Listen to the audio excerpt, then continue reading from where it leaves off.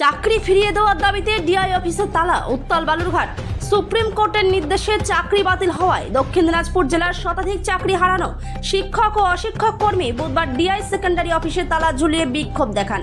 মিছিল করে অফিস চত্বরে পৌঁছে তারা দাবি তোলেন তাদের চাকরি ফিরিয়ে দিতে হবে। বিক্ষোভে প্রায় হাজার খানেক কর্মী অংশগ্রহণ করেন। গোটা অফিস চত্বর ঘিরে কড়া নিরাপত্তার ব্যবস্থা করে পুলিশ। বিক্ষোভকারীদের একাংশের দাবি, এই পরিস্থিতির জন্য দায়ী মুখ্যমন্ত্রী মমতা বন্দ্যোপাধ্যায় ও তার সরকারের তৈরি দুর্নীতিগ্রস্ত দালাল চক্র। তাদের আরও অভিযোগ, হাইকোর্টের রায়ে চাকরি বাতিলের পর আমরা সুপ্রিম কোর্টে আইন লড়াই করেছি, কিন্তু শিক্ষকের কাজ আদালতের দরজায় ঘুরে বেড়ানো নয়। এই প্রসঙ্গে বিজেপির দক্ষিণ দিনাজপুর জেলা সভাপতি স্বরূপ চৌধুরী বলেন, চাকরি হারানো কর্মীরা যথার্থই ক্ষুব্ধ। তাদের চাকরি যাওয়ার জন্য একমাত্র দায়ী তৃণমূল সরকার। এই দুর্নীতির বিরুদ্ধে আরও জোরদার আন্দোলনের প্রয়োজন। ঘটনাকে ঘিরে রাজনৈতিক উত্তাপ তুঙ্গে উঠেছে দক্ষিণ দিনাজপুরে।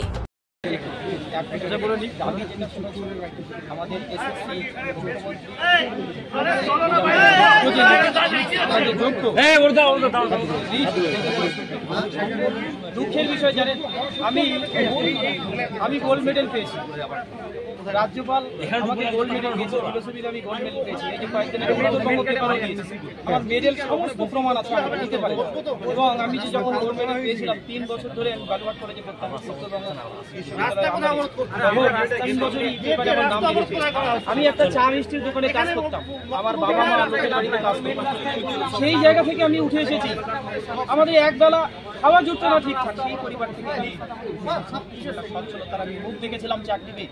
আজকে সেই চাকরি কি করে আমি প্রমাণ দেবো যে আমি যোগ্য?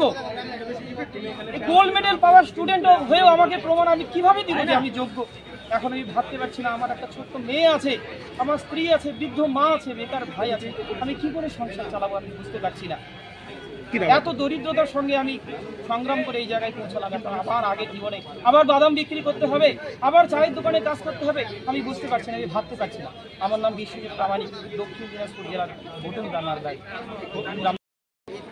আপনারা সব খবরই জানেন, নতুন করে একই কথা বারংবার আমরা বলছি না।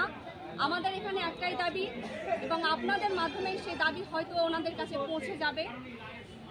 আমি বিচারপতির কাছে করজোড়ে আবেদন করছি, নিবেদন করছি, যার কেউ নেই তাদের ন্যায়ালয় আছে, আমাদের কেউ নেই হুজুর।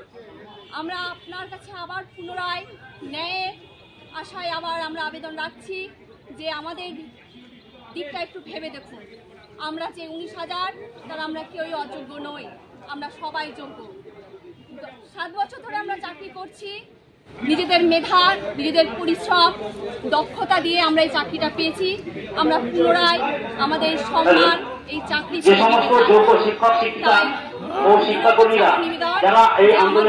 দিকটা যেন পুনর্বার বিবেচনা করে দেখে। আপনার নাম? আমার নাম রিম্পা সিংহ। বর্তমানে আমি দক্ষিণ দিনাজপুরের পুষ্কারি কেবিবিএস উচ্চ বিদ্যালয়ের শিক্ষিকা। আমার বাড়ি মুর্শিদাবাদ।